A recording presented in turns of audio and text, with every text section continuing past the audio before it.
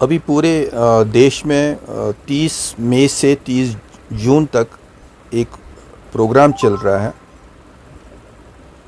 मोदी जी के 9 साल बेमिसाल।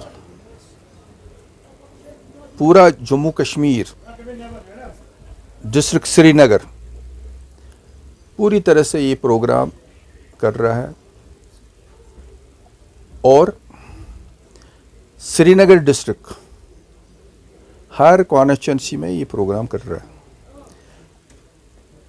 संपर्क से समर्थन से हमने स्टार्ट किया है ये प्रोग्राम, जो कि हम पूरे यहाँ हर कॉन्स्टिट्यूंसी में, हर ब्लॉक, हर वार्ड में हम गए, हमारे कार्यकर्ता गए, हमारे जितने भी हमारे सीनियर या दूसरे कार्यकर्ता हैं सब जगहों पर गए और मोदी जी के जो कि 9 साल रहे हैं इनके बारे में हमने उनको बताया।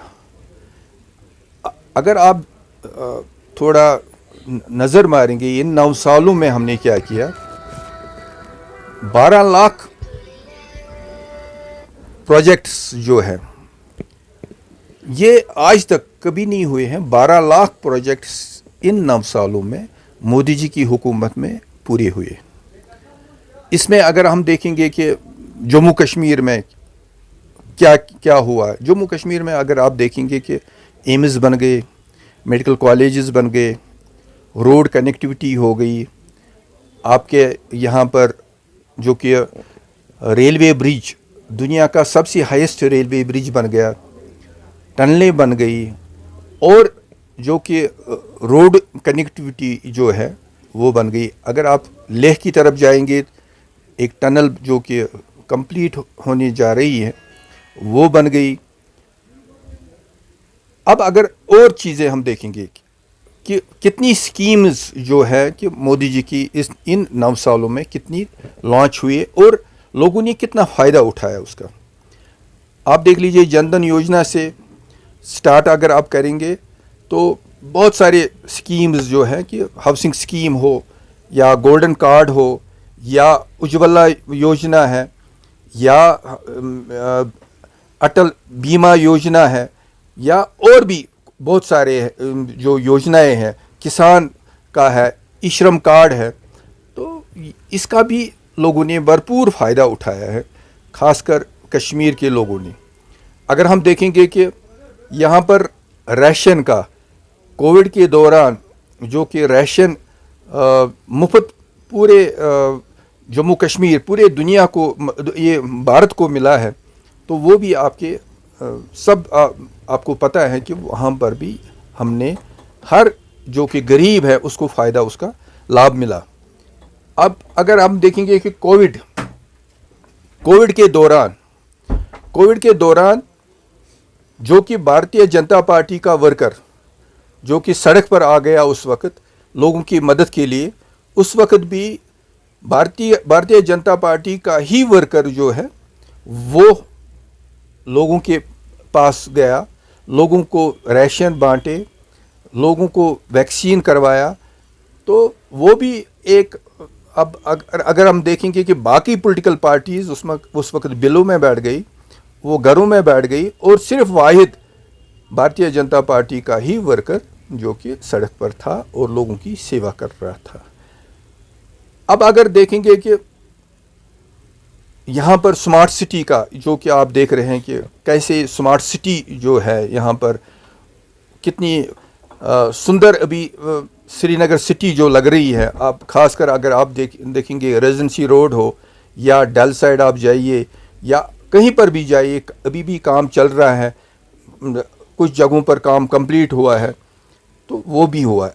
अब अगर हम देखेंगे कि जो कि इलेक्ट्रिसिटी का मसला जो था, अब इलेक्ट्रिसिटी पहले तो यहाँ आपको ये पता है कि 8-8 10-10 घंटे पावर नहीं आता था, उसका भी अब ज़्यादा हो गया है। अब बहुत कट होता है, बहुत कम कट होता है। अगर हम देखेंगे कि लाइनें जो थी, केबलें जो थी, कहीं जगहों पर अंडरग्राउंड केबलें लग गई हैं, कहीं जगहों पर ऊपर भी केबलें लगी हैं, तो उसका भी जाल बिछ गया है, उसका भी अभी अच्छी तरह से हो रहा है।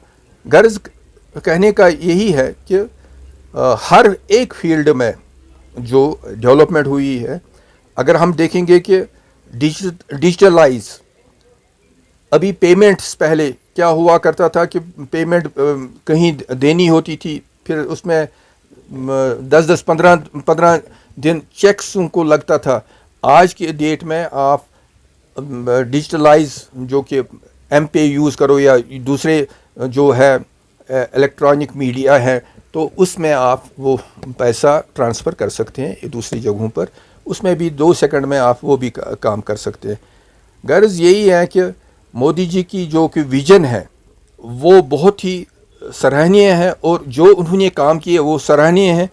और आइंदा जो कि आइंदा 1 साल है, उसके बाद इलेक्शन है, मुझे लगता है कि मोदी जी अभी दूसरा इलेक्शन में भी हमारे प्राइम मिनिस्टर रहेंगे, और जो बच्चे कुचे काम होंगे वो भी उसमें पूरे होंगे। अभी हमें जो बोला गया है कि अभी स्टेटमेंट भी आया है कि आप जी अपने लोगों को बताएं कि वो इलेक्शन मोड में अपने आप को डालें।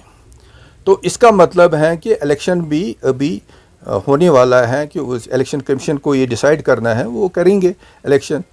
लेकिन अगर हम देखेंगे कि पुराने 70 साल जो हुए हैं, जो कि जिसमें हमने बड़ी मुश्किलात उठाए हैं, मतलब हर एक ने, जो कि यहाँ पर क्या हुआ, पहले जो अमीर होता था वो अमीर होता और भी हो रहा था, जो गरीब वो फिर और गरीब होता जा रहा था। वो एक गैप ख़त्म हो गई है। आज के डेट में वो मसला नहीं है। पहले क्या हुआ था, पहले शेख अब्दुल्ला साहब, फिर फारूक साहब, फिर उमर साहब, फिर उमर साहब क्या होगा, बच्चा भी आएगा पॉलिटिक्स में। इसी तरह आप सागर साहब का बेटा, फिर सागर साहब के बेटे का बेटा, इसी तरह फिर और जो यहाँ पर जो कि मोहिद्दीन शाह साहब, उसका बेटा, उसका आगे बेटा।